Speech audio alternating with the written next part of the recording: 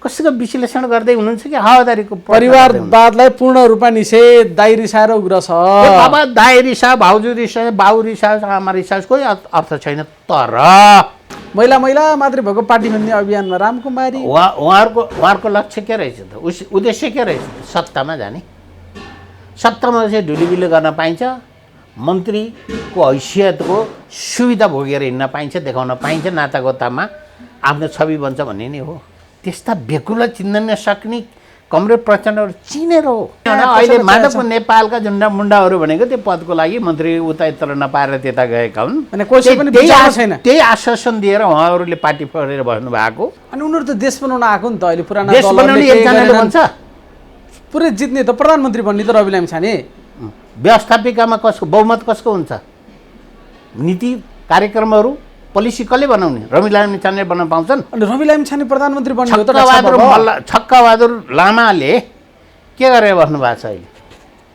के सुन्नु भएको छ के पनि सुन्नुभयो? अनि किन नसुन्नु? हुम्लाबाट जितेर अनि रवि लामिछाने हालत त्यही तरिकाले बस्ने होइन? यति मात्रै हो। किनभने 65 वटै क्षेत्रमा उम्मेदवार खडा गर्ने, समानुपातिक मत ल्याउने, यही वर्ष प्रधानमन्त्री बन्ने, नयाँ केजरीवाल बनेर निस्किने। अब तपाईँले कतै पढ्नु भएको थियो भने सोम शर्मा भन्ने एउटा व्यक्ति थियो जसले गरिब तन्नभौती भएकोले सातु बेच्थ्यो के। सातु झुन्डाएर बसेर नि सातु बेचेर कुखुरा चल्ला किन्ने, कुखुरा चल्लाबाट धेरै भएपछि गाई किन्ने, गाई बेचेपछि घोडा किन्ने, अनि त्यहाँबाट धनधान्य सम्पन्न हुने। अनि राम्री केटीले प्रस्ताव गर्न आउँछ, तँलाई बिहा गरिदिनु भने अझ राम्री सम्पत्ति भएकी आउँछ, त्यसलाई बिहा गर्नेछु, अनि घोरले छोरो पाउने छु। अनि छोरो चाहिँ घोडा बाँधेकोतिर गयो भने घोडाले छोराले हिर्काउँछ भनेर त्यो छोराले यताले भनेर स्वास्नीले काम गरेर थाहा पाउने छैन, सुन्ने छैन। अनि त्यतिखेर लात्ताले हिर्काउँछ भन्दा उही सातको पोको फुटाले जस्तै तरिका सपना हो। यो सपना त्यति सजिलो यो सोचै नभएको, आधारै नभएको, यो व्यवस्थाको खाकै नबुझेको व्यक्तिको सपना मात्रै हो।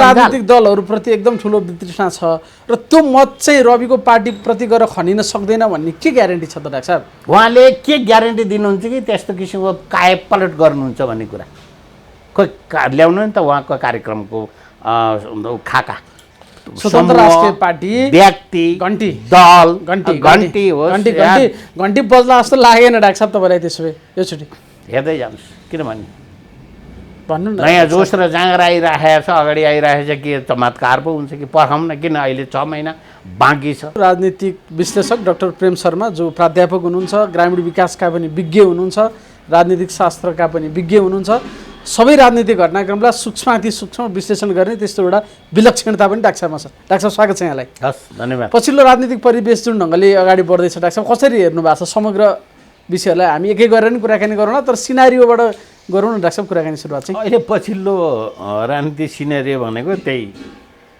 नेकपा एकीकृत समाजवादीका मन्त्रीमण्डल परिवर्तन होइन र अरू कुरा केही छ र छ जस्तो छैन। एउटा नागरिकता विधेयकको कुरा छ, चर्चा परिचर्चा, र सरकारको काम गर्ने तौर तरिकाको अपरिपक्वताको पराकाष्ठले पेट्रोलियम पदार्थको भाउ कहिले चाहिँ आकाशिन्छ, कहिले फेरि अलि तल ल्याएर पनि लाजे काजे झारिन्छ। यस्तै गतिविधि फितल हो र काम चलाऊ केयरटेकर गभर्मेन्ट जस्तो छ। तर यो सरकार भनेको 3-4वटा वैशालीको सरकार हो, वैशाली टेकेर अडिएको सरकार हो। तापनि उहाँहरूको काम गर्ने चाहिँ सबलता छैन र उहाँहरूको सत्तालाई कसैले कम्पन गर्न सक्ने अवस्था पनि छैन।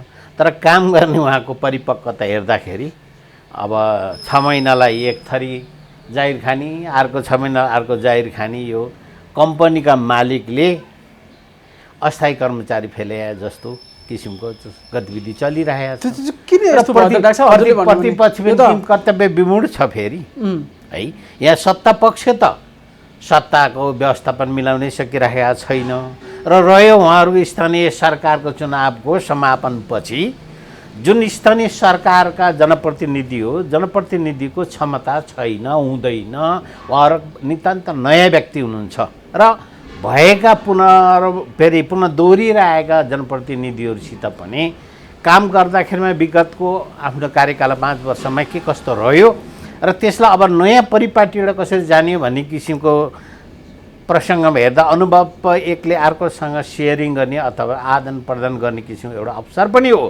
त्यसलाई औपचारिक रूपबाट मात्रै तालिम दिएर अहिले जनप्रतिनिधिले स्थापना गरिएको छ र हेर्दाखेरि के देखियो भन्दा आजभन्दा 2 दिन अगाडि असारको 10 गते उहाँहरूको परिषदमा बजेट पेश गरेर अनुमोदन गर्ने हाम्रो संविधानको प्रावधान हो। त्यस प्रावधान अनुसार अहिले देखियो झन् 52-53 वटा स्थानीय सरकारले वार्षिक बजेट ल्याएर सदनबाट अथवा उहाँहरूको परिषदबाट पास गर्ने सक्नु भएन। अब जस्तै यहीँ रह्यो नि, हेटौँडा उपमहानगरपालिकाले बजेट ल्याउनै सकेन, यहीँ पाटनमा पनि महानगरपालिकाले बजेट ल्याएर पास गर्न सक्ने अवस्था आएन। त्यसो हुँदा यस्तो स्थितिमा राजनीति गुज्रिरहेको छ। तपाईँले भन्न खोजिएको कुरा धेरै सङ्केत होला र नेपाली जनताहरू अहिले पिल्सिएर बसिरहेको अवस्था छ। किन भन्दा बजार महँगी आकाशिएको छ, यसको अनुगमन छैन र किसानहरूको यो खेतीपाती लगाउने समयमा मलको उपलब्धता छैन, त्यसलाई टालटुले तरिकाले गरिएछ भने अब अहिलेको मौसमको भविष्यवाणी गर्दा विपत्ति हुने अवस्थाहरू पनि सङ्केत भइरहेको छ। त्यसको पूर्व तयारी खोइ त्यति सशक्त रूपबाट भएको देखिएको छैन। यस्तै देखिन्छ। जस्तो डाक्टर साहबले सुरुमा सन्दर्भ ल्याउनु भयो, अहिले यो जुन नेकपा यसभित्र छ नि, काहीँ नभएको जात्रा हाँडी गाउँमा भनिन्थ्यो, राजनीतिमा चाहिँ काहीँ नभएको जात्रा माधव नेपालको पार्टीमा भने जस्तो भएको छ। यो के भएको डाक्टर साहब? पार्टी फुटेको 1 वर्ष पनि भएको छैन, कोही आउने कोही जाने, कोही खाने कोही खान नपाउने, ओहो हो गाई जात्रा, कोही मन्त्री छोड्न नपाउने, कोही मन्त्री नभई नहुने, कोही फेरि नयाँ हस्ताक्षर क्याम्पेनिङ गर्ने। यो कस्तो खालको दुर्दशा हो कि यस्तो हुनु स्वाभाविक थियो कि के चिजको के कम्पोनेन्ट मिलिरहेको छैन? अब डाक्टर साहब त राजनीतिक शास्त्रको पनि विज्ञ हुनुहुन्छ, बताइदिनु डाक्टर साहब, यसमा फर्मुला कहाँनिर मिलेन? यहाँनिर स्वाभाविक हो, उहाँले राजनीति गर्नुभयो र के गर्नु जाहिर गर्नुभयो। अहिले अक्सर सम्पूर्ण दलहरूले भन्दा छु, कुनै एक्सेप्सनल कुरो बाहेक है, नत्र सबै दलहरूका कार्यकर्ताहरू जाहिर खाने र जाहिरका मालिक भनेको दलका नेताहरू र दिलाउने र खानेको बिचको सौदाबाजी तरिकाले गुज्रेको अवस्था हो। र यहाँले जुन सङ्केत गर्नु हो, पार्टीको नामै उल्लेख गरेर नेकपा एकीकृत समाजवादीको कुरा गर्नुहुन्छ भने उहाँहरू पद नपाएर नै आफ्नो दलबाट छुट्टिएको समूह हो त्यो। जे आरोप लाग्यो डाक्टर साहबले भन्नुभयो, किनभने उहाँहरूले खानेकै लागि पार्टी फुटाएका हुनु भन्ने डाक्टर साहबले त्यतिखेर नि भन्नुभएको थियो हामीसँग। त्यो चाहिँ ठ्याक्कै हो रहेछ होइन डाक्टर साहब? किन होइन, भने खानेकै लागि मात्र रहेछ पार्टी फुटाएको। 6 महिना पुगेपछि तिम्रो बाहिर निस्क, अर्को ग्रुप गएर त्यहाँ बस्ने हो भनेर पालो पुर्याउने यस्तो तरिकाले जनताले अभिमत दिएका त होइनन्। सायद उहाँले सत्ता गठबन्धनको मापदण्डभित्र यस्ता कुराहरू लेनदेन थियो भने त्यो दुर्भाग्यको कुरा हो। अर्को उहाँहरू अहिले अस्तित्वमा कसरी आइराखेर यो किसिमको बार्गेनिङ चलिरहेको छ भने लज्जास्पद तरिकाले वैशाली कसले टेक्छ, अपाङ्गता कसले महसुस गर्छ भने जो आफै सबल तरिकाले सपाङ्ग हुँदैन, आफ्नो अङ्गमा आफै उभिन सक्ने अवस्था सिर्जना हुँदैन, एउटा नैतिकता चरित्र मूल्य र मान्यतामा कसैले शासन पद्धति सञ्चालन गर्ने क्षमता राख्दैन भने त्यतिखेर गठबन्धन हुन्छ, वैशाली हुन्छ। वैशाली भनेको यो अहिले गठबन्धन, यही गठबन्धनका कारणले अहिले गएको निर्वाचन वैशाख 30 गते निर्वाचनमा केही कुरा उहाँहरूको अस्तित्व बचेको छ। विशेष गरी नेकपा एकीकृत समाजवादी र नेकपा माओवादी केन्द्रको भने अब उहाँहरूको गतिविधि यस्तो हुनु त कुनै आश्चर्य कुरा नै स्वाभाविक कुरो हो त। यसो नौलो कुरो केही पनि छैन। तपाईँले टिका टिप्पणी गर्ने भनेको मिडियाले अरू मसला केही पनि नपाएको, विकास निर्माण क्षेत्रमा के कस्तो अभ्यास रह्यो, अहिले सरकार कति सफल भयो, स्थानीय सरकार कति सफल रह्यो, 5 वर्षमा के काम रह्यो र अहिलेसम्म गरेको उपलब्धिलाई कसरी मूल्याङ्कन गरिएछ भन्ने सम्बन्धीमा त तपाईँहरूको लेखाजोखा त छैन। होइन र अहिले तपाईँले देखिहाल्नु भएको यो त एउटा राजनीतिभित्रको जुन खालको एउटा खराब प्रवृत्ति देखा पर्यो नि। 6 महिनालाई भनेर पहिले पठाएको रहेछ त्यो कुरा, उनीहरूले पनि स्वीकारेका छन्। तर 8 महिना पुग्दा नि छोड्न नमान्ने चाहिँ त्यो कुर्सीमा कस्तो चुम्बक हुन्छ कि अथवा के हुन्छ कि उनीहरूले त्यो गर्नु चाहिँ ठिक थियो कि साह्रै चेपोमा पऱ्यो नि त माधव नेपाल त अहिले? होइन, उहाँको चेपोमा पर्नु नपर्नु भन्ने कुनै आश्चर्य कुरा होइन। उहाँले त्यस्तै किसिमको बाटो अपनाउनु भएको र उहाँले त्यस्तै किसिमको सौदाबाजीबाट दलको बाट चुइटिएर बस्नु भएको र उहाँले आफ्नो सम्पूर्ण अस्तित्व स्वीकारेर क्षमता स्वीकारेर गठबन्धनबाट काङ्ग्रेसको पुच्छार लिएर जुन किसिमको अहिले स्थानीय चुनावमा अथवा निर्वाचनमा उहाँहरू उम्रिनु भयो र उहाँले अस्तित्व धेरै बचाउनु भएको छ भन्ने मलाई लाग्दछ। फाइदा धेरै भएको छ। इमान्दारपूर्वक उहाँहरूले पनि कसै पार्टीलाई अझ उहाँले मूल्य चुकाउनु भएको छ। यो त लेनदेनको गिभ एन्ड टेकको सौदाबाजी अडी चढाइ चलिरहेको छ भने उहाँहरूसित सिद्धान्त यो देशले अङ्गीकार गरेको शासन पद्धति गणतान्त्रिक सङ्घीय शासन पद्धति भन्ने जुन संसदीय दलको मूल्य र मान्यताभित्र रहेर चल्ने भन्ने पद्धति हो, त्यसमा त उहाँहरू सौदाबाजी गर्नुभएकै छ। र अहिले देखा पऱ्यो केमा त भन्दा विकास निर्माणका क्षेत्रमा हेर्ने हो भने अत्यन्त निराशाजनक बजेट खर्च छ। विनियोजित भएको बजेटको पनि अहिले आर्थिक वर्षको अन्तिम हप्तामा आउँदाखेरि कुल यसले पुँजीगत खर्च गरेको 45% वरिपरि। यस्तो तरिकाले विकासका निर्माण गतिविधि सम्पन्न भयो होला त? भएको बजेट समेत खर्च गर्ने क्षमता राख्दैन।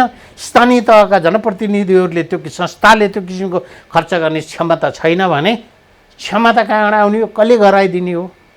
यसतर्फ समीक्षा हुनुपर्ने, दलहरूले सोच्नुपर्ने।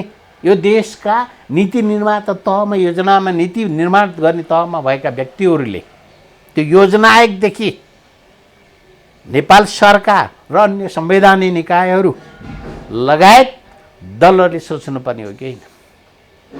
यो विषयमा कसैलाई चिन्ता र चासो छ? छैन। त्यसै कारण देशको स्थिति निकै गम्भीर अवस्थामा यो डाक्टर साहबले भन्नुभयो जुन पुँजीगत खर्च पनि हुन नसक्ने, यहाँ अरू पाटो भ्रष्टाचार चाहिँ हुने तर विकासको काममा गर्न पनि जति खर्च पनि नहुने एउटा दुरावस्थाको चित्रण डाक्टर साहबले गर्नुभयो।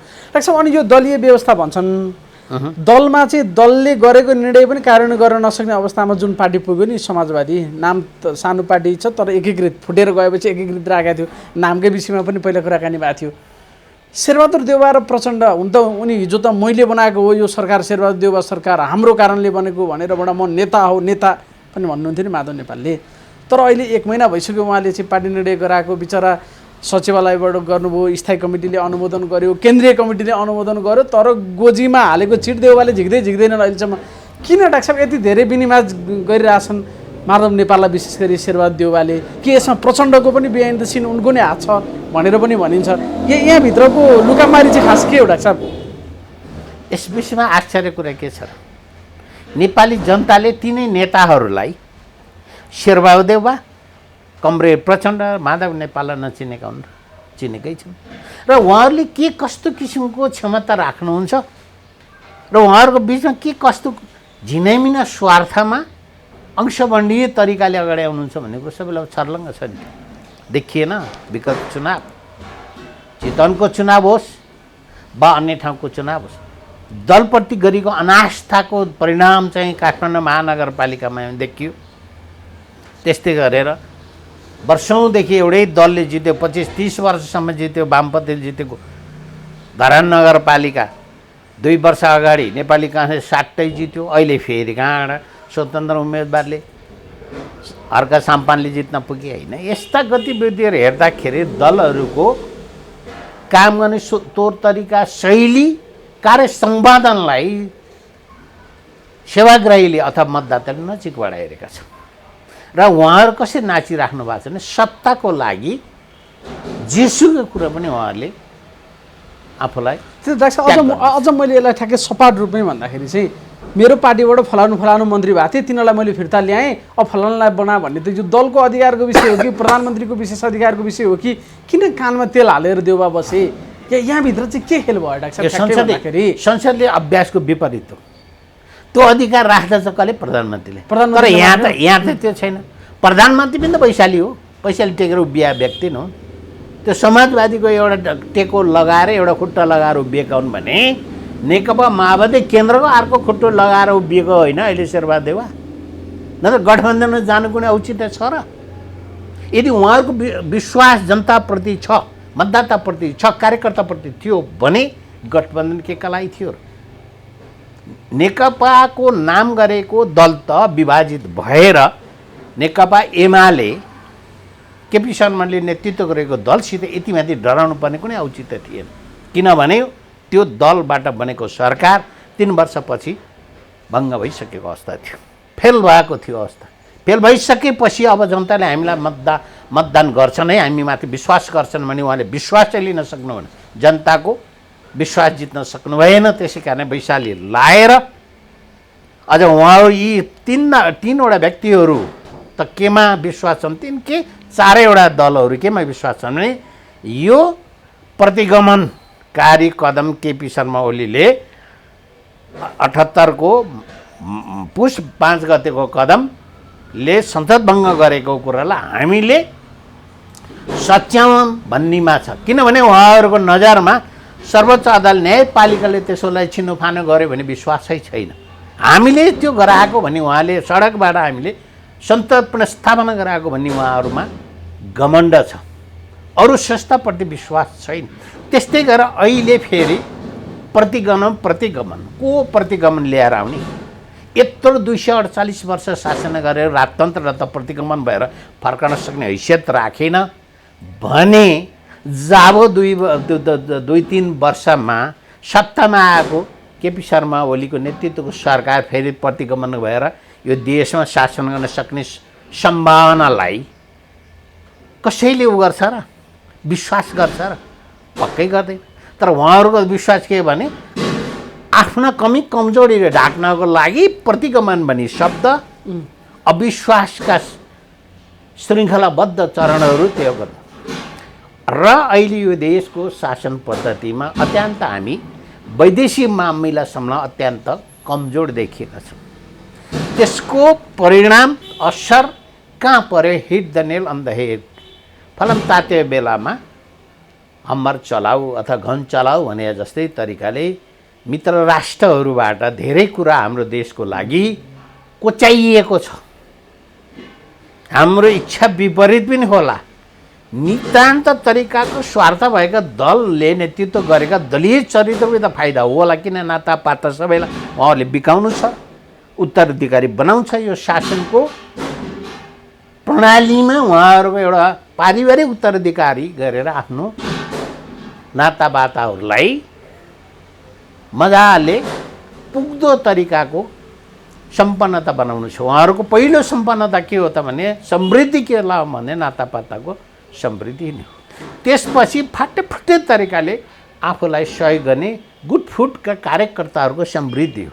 जनताको समृद्धि र सुखी नेपालीको कल्पना त देखाउने सपना मात्रै हो। त्यसो यसतर्फबाट गुज्रिरहेछ नेपाल।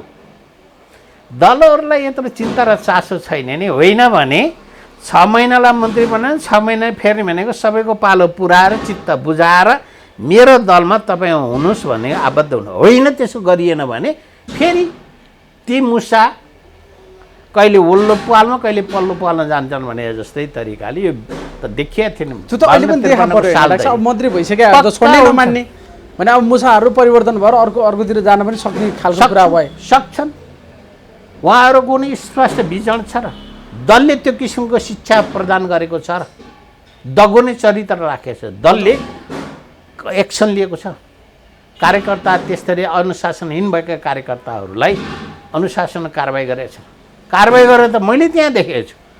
पुस्तौँ वर्षौँदेखि काङ्ग्रेसको योगदान भएको चितवन जिल्ला विकास समितिको सभापति कृष्णलाल सापकोटा जस्तालाई हिजो आएको 46 सालको जनआन्दोलनको बेलामा बेलायतमा हल्लिएर बस्यो शेरबहादुर देउवाले आएर कृष्णलाल सापकोटा लगायतलाई कारबाही गर्छन् बा। यो कुनै अनुशासन, इमान्दारिता, विश्वास, दलीय चरित्र यो कुनै यो हो? तर जनता अब यहाँ माथिबाट लाद्ने, किनभने यो कम्पनीका मालिकले माथिबाट लादिया जस्तो तरिका टिकट वितरण गर्ने, यो परम्पराले गर्दाखेरि कार्यकर्ता कुण्ठित भएको, सिद्धान्त विचलित भएको र नेपालको विकास गण्डागोल अन्योल अवस्थामा गुज्रिरहेको। अहिले हुँदा त रामकुमारी झाँक्रीले समेत माधव नेपाललाई साथ नदिने स्थिति आइपुग्यो होइन डाक्टर साहब? हिजो हातमा समातेर लगेर निर्वाचन आयोगमा पार्टी खोल्नलाई काम गरेको थिए। अहिले त महिलाको मात्र पार्टी खोल्नु पर्यो कि हो? सुझाव देऊ न के गर्ने भनेर पो भनिरहेको छिन्। महिला मात्रै भएको पार्टी भन्ने अभियानमा रामकुमारी उहाँहरूको लक्ष्य के रहेछ त, उद्देश्य के रहेछ त? सत्तामा जाने। सत्तामा चाहिँ ढुलीबिली गर्न पाइन्छ, मन्त्रीको हैसियतको सुविधा भोगेर हिँड्न पाइन्छ, देखाउन पाइन्छ, नातागोतामा आफ्नो छवि बन्छ भन्ने नै हो। मलाई त ठुलो कुरो लाग्दैन यो। भनेपछि पद छोड्न चाहिँ मान्छेलाई वास्तवमै गाह्रो हुँदो रहेछ होइन डाक्टर साहब? उहाँहरू- केपी ओलीले त्यस्तै गर्यो भनेर पार्टी फुटाउनेहरू हुन् नि त यिनीहरू। उहाँको प्रिटी इन्ट्रेस्ट अत्यन्त जिनामिना स्वार्थ नै त्यसैमा छ त।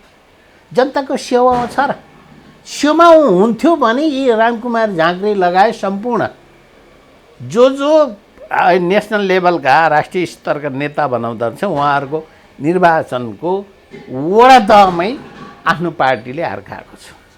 आस्था रहेछ। देख्नुभयो भने निष्कब्दै हेर्नुभयो होला नि त।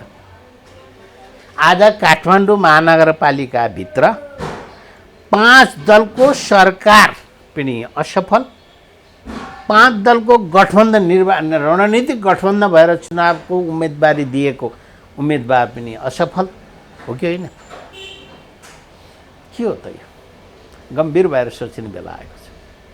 अहिले दलीय चरित्र धेरै कुराहरू विकृति र विसङ्गतिका कुरा छन्। त्यसै गरी यसमा सम्भवतः समीक्षा भयो भने हामी सङ्घीयताको शासन पद्धतिमा प्रदेश सरकारको गतिविधि असफल, पूर्ण असफल भन्छु मैले। अहिले प्रदेश सरकारको गतिविधि हेर्दाखेरिमा सरकार पूर्ण असफल। अहिले कर्णाली प्रदेशको पुँजीगत विकास खर्च त 17-18% मात्रै भएको छ। अब यो एक हप्तामा सम्पूर्ण कुरा हुन्छ त? स्थिति कति नाजुक छ तपाईँले के बुझ्नु भएको छ भित्र? तपाईँका श्रोताहरूलाई भनिदिनुहोस्। उहाँहरूको घर दैलमा छुट्टाएर गएको बजेट किन फर्केर फेरि सिंहदरबार आउँछ? सिंहदरबार अधिकार वडामा भनेको थिएँ बजेट पनि गएको थियो, किन फर्केर त्यो बजेट खर्च हुन नसकेर त्यो क्षमता नराखे फर्केर किन फेरि सिंहदरबारमै आएछ? यसतर्फ सोच्नु भएको छ? सञ्चार माध्यमले यसतर्फ खोजी नीति गरेको छ, विकास कर्मीहरूले खोजी नीति गरेका छ र विकास साझेदारी बनाउँदा विदेशीहरूले जुन नेपालमा विभिन्न सङ्घ संस्था मार्फत नेपाललाई सहयोगको नामबाट उहाँहरूका आफ्नो देशमा नबिकेका सो कल प्राविधिज्ञहरूलाई यहाँ जाहिर खुवाउने जुन हाम्रो देशमा प्र्याक्टिस अभ्यास छ तिनले पनि खर्च गर्न नसकेको अवस्था त छ नि त्यो देशमा। डाक्टर साहब अलिकति थप प्रश्नताका लागि मात्रै, हिजो जे चिज अहिले त्यो पार्टीमा या राजनीतिमा देखिरहेछ यो चाहिँ हुनु नै स्वाभाविक थियो, किनभने उनीहरूले यही बाटो तय गरेका थिए भन्ने आलोकमा चाहिँ डाक्टर साहब स्पष्ट हुनुहुन्थेन भएको हुनुपर्ने यही नै थियो होइन त? यो जुन बाटो हिँड्नुभयो योभन्दा अन्त पुगिने थिएन। एउटा रमाइलो सन्दर्भ नि डाक्टर साहब, हिजो पार्टी फुटाउने बेलामा प्रचण्ड बिहानै दिउँसै बेलुकै माधव नेपालको घरमा गएर कचकच लौ फुटाउनुहोस् आउनुहोस् हामी छौँ भन्नुहुन्थ्यो। तर अहिले त मेरो यतिजना मन्त्री फेरेर नयाँ हाल्दिनँ भन्दाखेरि पनि उहाँहरू मानिरहनु भएको छैन। भनेपछि त्यो प्रयोग गरिसके पछाडि के काम छन्जेल भाँडो के भने जस्तो बनाइदियो कि माधव नेपाललाई अहिले कि यसलाई के भन्ने डाक्टर साहब? पहिला कुरा त नेपालका अहिले दलभित्र भएका नेताहरूले पुष्पकमल दाहाल कमरेड प्रचण्ड भन्ने व्यक्तिलाई चिन्दैनन्, कसरी पढ्न जान्दैनन्। त्यो व्यक्तिको चरित्र उसले तय गर्ने रणनीति चातुर्य कला भन्छु कसैलाई पनि थाहा छैन। त्यो अलिअलि केपी शर्मा ओलीले सिक्न त खोजेको, ऊ पनि त्यति सफल भएको मैले देख्थेँ। तर उसको रणनीतिक कला यो देशमा सर्वोपरि छ। उसले जे चिताए त्यो सम्पन्न गर्न कुरामा हरेक तत्त्वबाट अगाडि बढ्छन्। त्यति उनले यति मात्रै कम्प्रोमाइज परिवारलाई चाहिँ सर्वोपरि नै ठान्दछन्। अरू कुरा उनको लागि गौण हुन्छ। सिद्धान्त गौण भयो, 16-17 मान्छे मारिए, नेपाली मारिए, गौण भयो। त्यत्रो ठुलो पार्टी प्रथम संविधान सभाको चुनावमा 240 मा 120 मत ल्याएर सदनमा उपस्थित भएको, संसदमा उपस्थित भएको पनि गौण भयो। उहाँसित सहकर्मी भएर काम गरेका नेपालका वामपन्थी नेताहरू पनि गौण भयो। उहाँका गुरु पनि अहिले शिशुपाल भएर 87-88 वर्षमा बल्ल भूमिका छोडेर अहिले सतहमा अन्तर्वर्त दिन आइपुग्नु भएको छ। हेर्नुहोस् त अवस्था, उहाँहरूका गुरुको अवस्था अहिले यो आएर माफ गर्नुहोस् भने उहाँले गर्ने कला चातुर्य कला के को लागि त सिङ्गल आफ्नो परिवारको लागि उहाँ यतिसम्म भने नि पछि पर्नु हुने केपी शर्मा ओली जस्तो ठग व्यभिचारी बेकुप त कोही पनि रहेनछ त्यस्ता बेकुला चिन्न नसक्ने कमरेड प्रचण्डहरू चिनेर हो केपी शर्मा ओली गतिलो तरिकाले ठगिन्छ भन्ने तरिकाले चातुर्य कलाबाट उहाँ आउनुभएको नि त एउटै खुर्चीमा दुईवटा दलको नेता भएर पनि बस्नुभयो भने यो खुर्चीमा दुईजना अटाइन्छ र अटाइँदैन होला पार्टी अध्यक्ष दुईवटा हुने कस्तो अप्राकृतिक सोच अवधारणा त्यसपछि महाधिवेशनबाट नेतृत्व चयन गर्ने भन्ने कुरामा पनि उहाँ 3 महिना पनि नपर्खिकन फेरि अब यहाँ स्थिति के अरे अब 18 छ है केपी शर्माको पपुलारिटी हुन्छ भनेर मलाई कता कता फेरि केपी शर्मा वकालत गरे जस्तो लाग्ला उहाँ फेरि के अरे प्रधानमन्त्री र पार्टी अध्यक्षबाट राजीनामा दिने कुरामा नि गुटबन्दी गरेर कमरेड माधव नेपाल लगायतलाई गोलबन्द गरेर बार्गेनिङमा पुर्नुभयो कोठाभित्र झ्याल ढोका थुनेर बिरालो कुट्यो त्यो हो केपी शर्मा ओली भनेको बिरालोले केही सिप नलाएपछि संविधानै नलेखेको कुरा चाहिँ संविधान नलेखेको कुरालाई संसद विघटन गर्ने प्रयास पनि गरे फेरि त्यो प्रयास गरिसके सदन के अरे न्यायपालिकाले त्यसको उपचार त गर्थ्यो सदन पुनस्थापनालाई जब नागरिक तहबाट सर्वोच्च रिट परिसकेपछि त्यो त्यसलाई त संविधानको व्याख्या गर्ने त त्यत्र 20 जना सर्वोच्च न्यायाधीशहरू बेकुब थियो होला र अनि त्यसलाई विश्वास नै सडक आन्दोलनदेखि दुनियाँभर म यहाँ छु भनेर छातीमा नेम प्लेट लेखेर माइतीगन उभिनदेखि सारा कुरा गरे र अन्ततोगत्तो सर्वोच्चको फैसलापछि संसद पुनस्थापना भएपछि हामीले संसद पुनस्थापना गऱ्यौँ भनेर दाबीबाट हङ भएर अहिले त्यही सोच र मानसिकतामा अगाडि त गुरिराख्नु भएको छ मलाई सर्वोच्चले हराए भन्ने कुरा सायद केपी शर्मा ओलीको मन मस्तिष्कमा नि भ्रम होला भ्रम नभए हुन्छ त्यो किनभने न्यायपालिका भनेको स्वतन्त्र संस्था हो त्यो प्रजातन्त्र 3वटा सरकारका अङ्गहरू न्यायपालिका कार्यपालिका र व्यवस्थापिका आफ्नो जुरिस्डिक्सन अब यो च्याप्टरमा चाहिँ यो नेकपा एस भन्ने पार्टी नै कोल्याप्स हुन्छ कि भन्ने खालको तर्क नि गर्न थाले नि मान्छेले मेटमणि चौधरीले भने हिजो मसँग मलाई मन्त्री नबनाउने पार्टीको निर्णय कार्यान्वयन नगर्ने हो भने के का दल कसरी हुन्छ दल भन्ने के बाँकी रह्यो पार्टी कोल्याप्स हुन्छ यस्तो पाराले भन्दै थिए हिजो अरूले नि त्यस्तो भन्छन् सबै त्यस्तै हो डाक्टर साहब के हो होइन सबै आफ्नो टाइपमा छ नि डाक्टर होइन अहिले माधव नेपालका झुन्डा मुन्डाहरू भनेको त्यो पदको लागि मन्त्री उता यत्र नपाएर त्यता गएका हुन् अनि कसै पनि विचार छैन त्यही आश्वासन दिएर उहाँहरूले पार्टी फोडेर बस्नु भएको र त्यही आश्वासनका साथ आलो पालो गरेर अलि नरम करम समझदारी रहेछन् र पहिलो पटकको के अरे मन्त्रीमण्डलमा उहाँहरू अगाडि देखा पर्नु भने धैर्य गर्नुभयो अब आफ्नो पालो आउँदाखेरिमा पनि अब किन आसन्न मङ्सिरमा चुनाव भयो भने त 6 महिनाभन्दा बढ्ता त समय छैन त्यसो हुँदाखेरि त्यो बेलामा पनि आफू फेरि निर्वाचित भएर आउने किसिमका सम्मानको हत्कडा लागि उहाँहरूको प्रयासरत हो त्यसो हुँदा यो पछिल्लो पटकको मन्त्रीमण्डलमा सायद सामेल हुँदा अलिकति न्यानोको फाइदा हुन्छ भन्ने दृष्टिकोणले लागिराख्नु भएको त्यसमा लाग्नुहुन्छ सम्भावना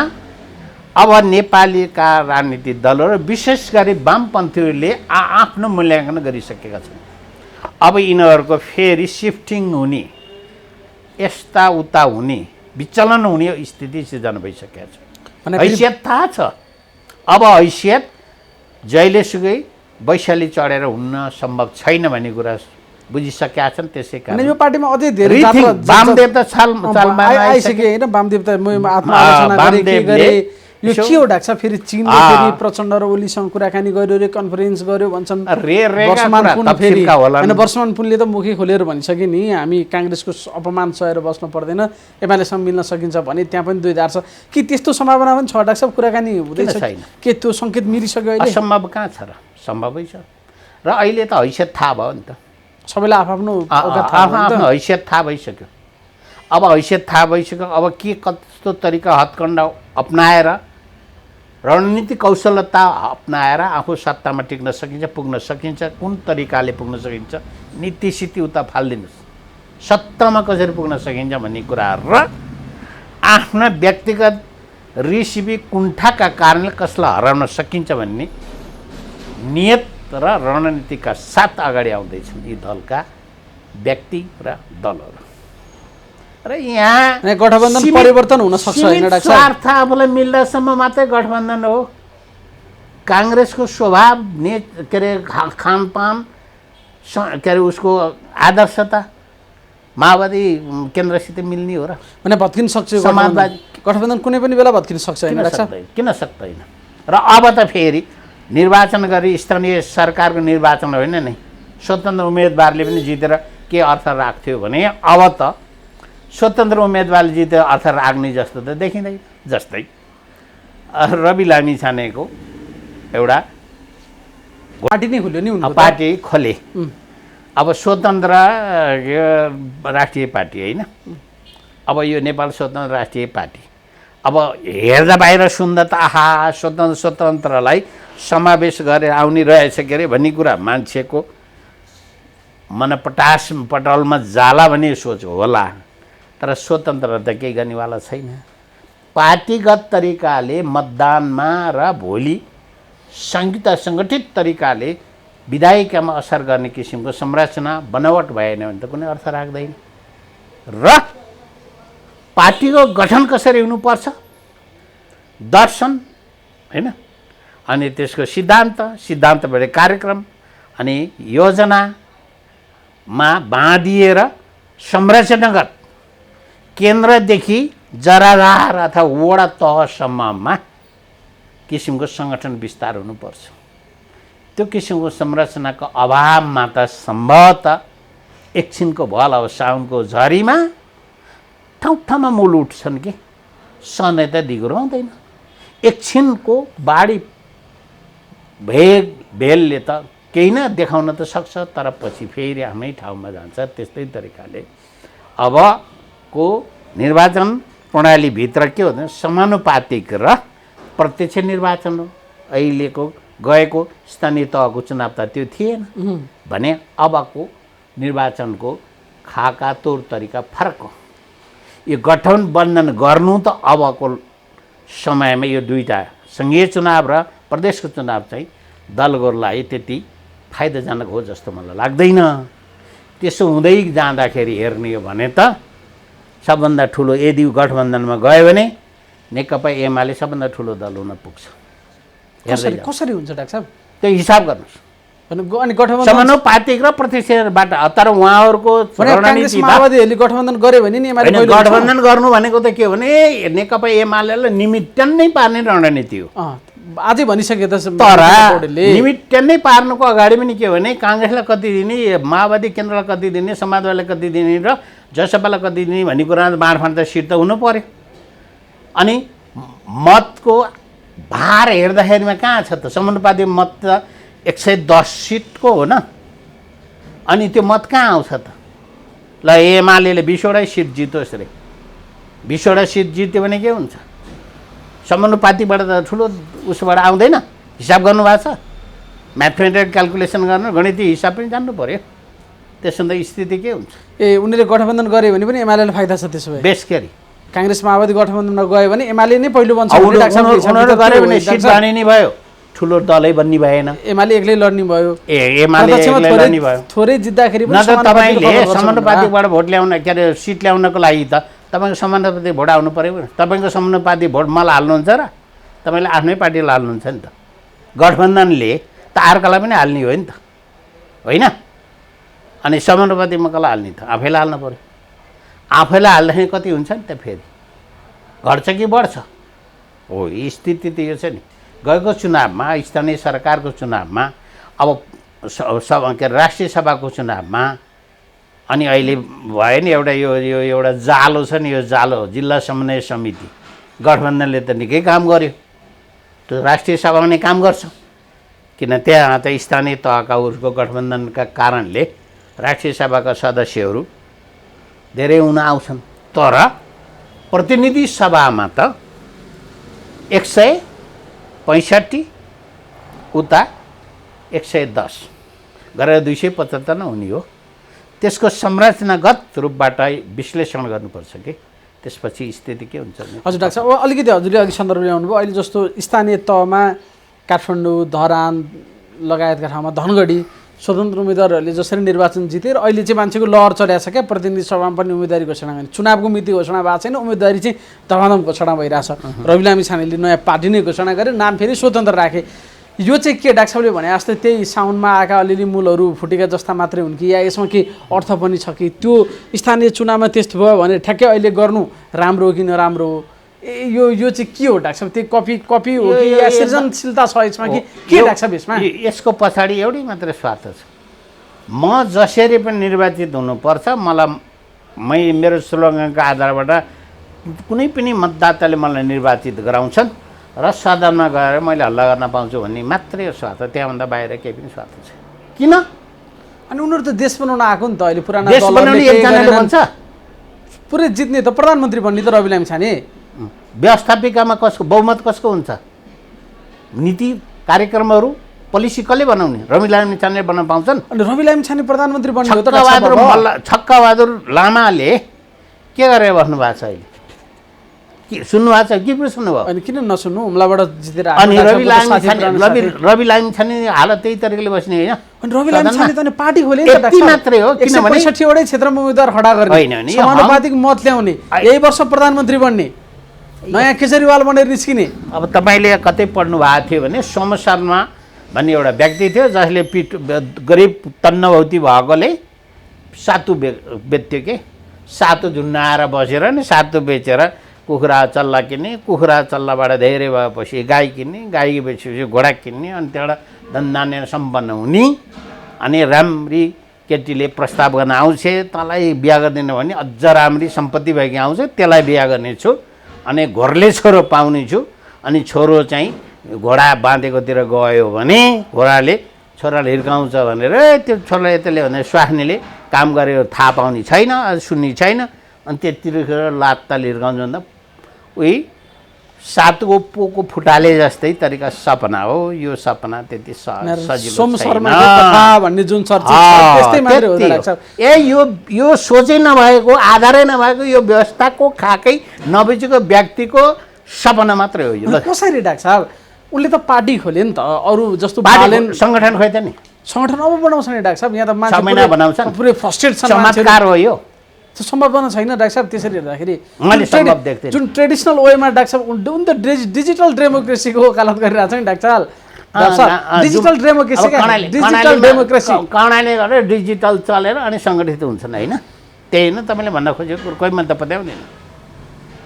यहाँ काठमाडौँको जागृत जनता, सामाजिक सञ्जाल प्रयोग गर्ने जनता र विदेशमा गएका नेपाली युवाहरूले सहयोग गरेर बालेन शाहको डिजिटल मेथड्स काम रणनीति काम लाग्यो। अब हुम्ला जुम्ला कर्णाली डोल्पामा यही डिजिटलले काम गर्छ भन्ने ठान्नुहुन्छ? अनि हाम्रो 2 नम्बर प्रदेश त मध्य प्रदेशमा यही काम गर्छ। हामी कति सजिलै तरिकाले कल्पना गर्छौँ कि कुनै ठाउँमा भाषण, जस्तै मैले आज तपाईँको सामने बोलिरहेको छु भने भोलि मलाई कुनै जिम्मेवारी दिइयो भने मैले काम गर्ने सही स्थलगत ठाउँमा म सफल हुन्छु हुँदैन? त्यो कुरा पहिला परीक्षण हुनुपर्ने हुन्छ कि मैले यहाँ ठुल्ठुलो तरिकाले स्वरले कुरा गरेर मात्रै साध्य हुने होइन। भोलि मैं कार्य गर्ने थलोमा कस्तो जनता छन्, तिनको शैक्षिक स्तर के छ, सामाजिक आर्थिक स्थिति के छ, उहाँहरूको रुचि के छ, उहाँलाई निडी 90 नहुने चिज के हो त्यो पत्ता लगाएर काम गरे भने मात्रै नै दिगो हुन्छ। ट्याक्स साहब जस्तो नि अहिले भएको बजेट त माग गरेर लगाएर खर्च गर्न नसक्ने किसिमका नेपालको उपभोक्ता समितिहरू छन्। त्यही होइन कारण? पुँजीगत खर्च विद्यमान राजनीतिक दलहरूप्रति एकदम ठुलो वितृष्णा छ र त्यो मत चाहिँ रविको पार्टी प्रति गएर खनिन सक्दैन भन्ने के ग्यारेन्टी छ त डाक्टर साहब? उहाँले के ग्यारेन्टी दिनुहुन्छ कि त्यस्तो किसिमको कायापलट गर्नुहुन्छ भन्ने कुरा? खोइ ल्याउनु नि त उहाँको कार्यक्रमको खाका। जस्तो जे ट्रेडिसनल वे थियो नि बालेन शाहको, जे ट्रेडिसनल वे थियो नि, काङ्ग्रेस रुखमै हाल्ने, सूर्यमै हाल्ने, हलोमै हाल्ने, त्यो त बालेनहरूको छाम्पाङहरूले तोडिदिसके नि त्यो जालो त। त्यहाँबाट रविहरूको उदय बन्न सक्दैन डाक्टर साहब? अब हरकत साम्पाङको उनले स्थानीय तहमा जनताको घर दैलोमा गरेका काम प्रति मतदाता विश्वासताबारे एकचोटिलाई परीक्षण गर्न दिएको हो। ओके। अब गोपाल हमाललाई धनगढीको कुरा गर्छु अलिअलि मैले थाहा पाएअनुसार उनी पहिला कुनै पार्टीको क्याम्पमा थिए। उनले त्यहाँबाट उहाँले ऊ नपाएपछि उनी स्वतन्त्र रूपबाट लडे र उनी अहिलेको चुनावमा नै घर घरमा गएर मलाई एक भोट दिनुहोस् है, म यो नगरपालिकाको धेरै कुराहरू सुधार्ने कुरा यो गर्छु भने उहाँले घर घरै गएर भन्नुभएको हो। अब रह्यो जनकपुरको अर्कै काण्ड हो, फेरि त्यो अर्कै तरिका। जनकपुरलाई कुरै नगरौँ, त्यो अब रह्यो काठमाडौँको भनेको डिजिटल हो। काठमाडौँ बालेन शाहको कुरा गर्ने तौर तरिका उनले विगतमा गएको विद्या सुन्दरका क्रियाकलापलाई समेत उच्च स्तरले मूल्याङ्कन गरेरै बोल्थे। उहाँले 20% काम त गजबले गर्नुभयो, साह्रै सफलतापूर्वक गर्नुभएको। बाँकी कि 80% चाहिँ उहाँको काम चाहिँ अन्यल रह्यो भनेर भने। अब यो भनेको अर्थ तपाईँले भाषा बुझ्नुहुन्छ भने उहाँ कम्प्लिटली असफल भएको भन्न खोजिएको, तर त्यस्ता शब्द त बुझिँदैन, त्यस्ता शब्द जाल त बुझेनन् होला। र बालेन शाहले पानीको सस्टेनेबिलिटी, अब दिगोपन कसरी हुन्छ, फोहोर कसरी व्यवस्थापन गर्न सकिन्छ, ट्राफिक जामलाई कसरी न्यूनीकरण गर्न सकिन्छ भन्ने एउटा भरपर्दो किसिमको योजना अगाडि सार्नु भएको छ। र उहाँको योजनातर्फ अहिलेसम्मको आजको मितिसम्म सकारात्मक देखेँ मैले। कहाँ भने उहाँले यो बजेट परिषदमा पास गर्न सक्नुहुन्न भन्ने कुरा थियो।